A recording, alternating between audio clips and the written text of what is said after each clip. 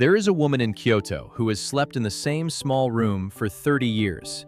No television, no phone on the nightstand, just a futon, a low wooden table, one lamp with warm light, and a single framed photograph. Visitors are always a little surprised. "Where's the rest of it?" they ask. "Where's everything else?" She just smiles and says the room isn't for keeping things, it's for sleeping. Now think about your own bedroom. The phone charging within arm's reach, the chair that quietly became a second closet, the stack of books you meant to read, sitting there for months, looking at you every night before you turn off the light. You're not lazy, and you're not messy. You've just never been told that your bedroom is doing a job, and that job isn't storage, it's rest. And most of us, without ever deciding to, have turned the one room meant for recovery into the room that's working the hardest against it. By the end of this video, you'll know exactly what to remove. 15 specific things, and the quiet reason behind each one, drawn from Japanese domestic wisdom and backed by what sleep and stress researchers have been finding for years. Stay to the end, because number 9 is the one almost nobody thinks to check, and number 13 is the one that's been raising your stress hormones without you ever noticing.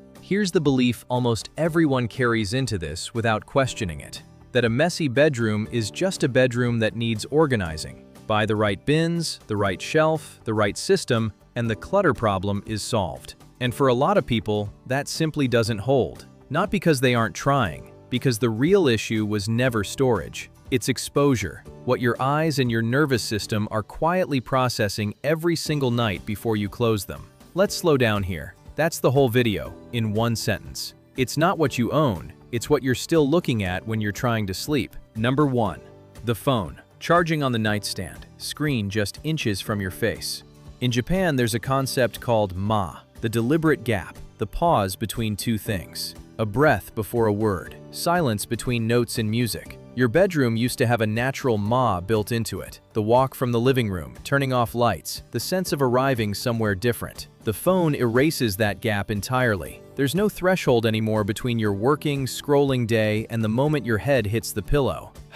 Sleep researchers, including work associated with Harvard's Charles Czeisler, have long pointed to how light from screens late at night interferes with melatonin, the hormone your brain needs to wind down. But the deeper cost isn't just the light, it's that you never get the pause, the shift. Charge it in another room, just that. Number 2. A television facing the bed. Japan has a word for the kind of quiet a space can hold, seijaku. Not silence as in empty, but silence as in settled. A television, even off, is a black rectangle promising stimulation. Your brain knows it's there. Sleep researchers describe this as a subtle form of anticipatory arousal, your nervous system staying slightly alert because entertainment is one click away. The shift. If it has to stay in the house, it doesn't get to stay in this room. Number 3. The chair in the corner that quietly turned into a second closet. Yesterday's clothes, tomorrow's clothes, the jacket you're not sure is clean. There's a word for what you do to that chair, danshari, the practice of letting go of what no longer serves you, refusing what you don't need, and separating yourself from the excess. Researchers at UCLA studying home environments found that women who described their homes as cluttered or full of unfinished projects showed higher cortisol patterns throughout the day than those who described their homes as calm.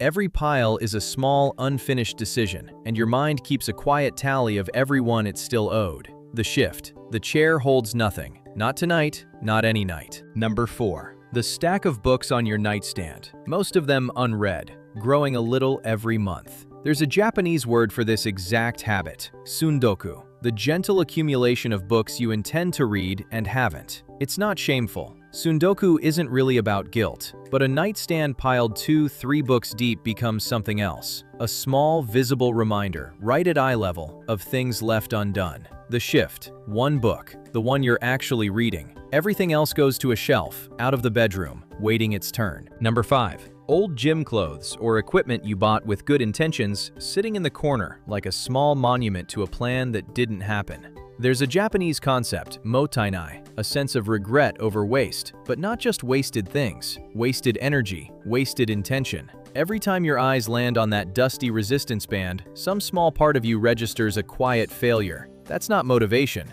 That's just weight you're carrying at the exact hour you're supposed to be putting weight down. The shift. It leaves the room, guilt and all. Number 6. The junk drawer nightstand. The one crammed with old receipts, dead batteries, chargers for phones you don't own anymore. Ma again. The empty space that gives the essential room to breathe. A drawer that's completely full isn't storage. It's just clutter with a lid on it. The shift. Empty it once and keep only what you'd actually reach for in the dark. Number 7. Overhead lighting. One bright, harsh bulb that floods the whole room the second you flip the switch. Researchers who study circadian rhythm, including Sachin Panda's work on light and the body's internal clock, have shown that bright, blue-heavy light in the evening signals your brain that it's still daytime, delaying the release of melatonin. Seijaku again, that settled quiet, is almost impossible under fluorescent bright light. The shift. One warm, low lamp for the last hour before bed. Nothing overhead. Number 8. Decorative pillows. 6, 8, 10 of them, piled on the bed every morning just to be thrown on the floor every night. Wabi-sabi. The aesthetic of finding beauty in what's simple, worn, and real rather than piled up and perfect has nothing to do with more. It's the opposite. A bed with 2 pillows you actually sleep on says something different to your mind than a bed staged like a showroom.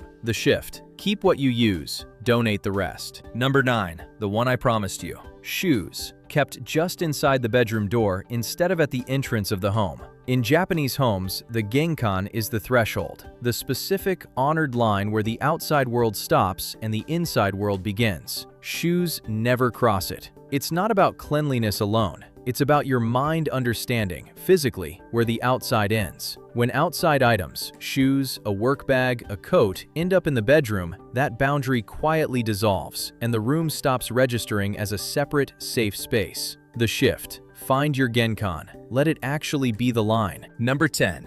Bills, mail, and to-do lists left on the dresser, in plain view. Dan Shari again, and it stings a little because most of us do this without thinking. An unpaid bill sitting on your dresser isn't just paper. It's an unresolved task your brain reopens every time you glance at it, right before you're trying to close the day down. The shift. A folder, a drawer, anywhere but visible from the bed. Number 11. A work laptop or a home office corner squeezed into the bedroom. Ma, once more the gap between roles. When the place you work and the place you rest are the same 80 square feet, your brain has no physical cue that the workday is over. Sleep researchers have written for years about the strength of environmental associations. A bed used only for sleep becomes powerfully linked with sleep, and a bed also used for spreadsheets becomes linked with neither. The shift. Work leaves the room, even if it just means closing the laptop and setting it outside the door. Number 12. A loud, visible clock, especially one you check the moment you wake at 3 a.m.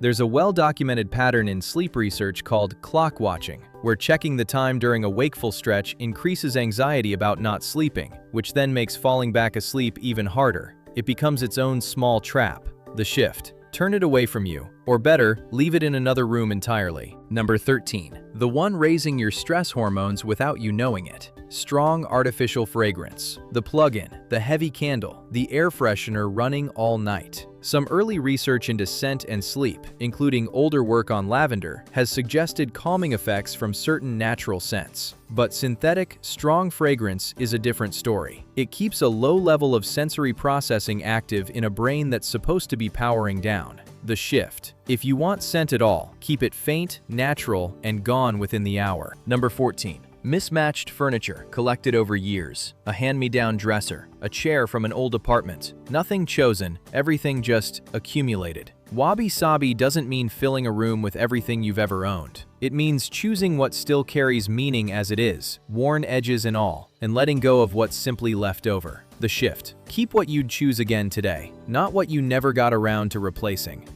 Number 15. The reset test. Once you've cleared the rest, stand in your doorway and look in. If nothing in that room needs a decision, nothing to sort, nothing to finish, nothing left undone staring back at you, you've done it. Dan Shari. One last time. It isn't about having an empty room. It's about having a room with nothing left unresolved in it. So here's the whole thing, in one breath. Phone out, television out, the chair cleared, the nightstand emptied, one book instead of a stack, warm light instead of overhead glare, shoes and work and mail kept on the other side of the threshold, 2 pillows, not 10, furniture you'd choose again, and a room at the end of it that asks nothing of you the moment you walk in, because it isn't for keeping things, it's for resting. That woman in Kyoto isn't disciplined, and she isn't depriving herself of anything. Her room simply never asks her to think. That's not minimalism as a trend. That's a room built entirely around one quiet purpose. And the stubborn, restless sleep so many of us live with was never really about willpower. It was about what we let stay in the room with us. Tonight, pick just one. The phone, the chair, the clock. Move it out before you turn off the light. Not a prescription, a perspective. And if it helps, stay close, because there's more of this kind of quiet, practical wisdom coming. If this found you at the right moment, consider subscribing. This channel is entirely about the small, almost free shifts hiding in plain sight. And I'd love to know, which one of these 15 is still sitting in your room right now?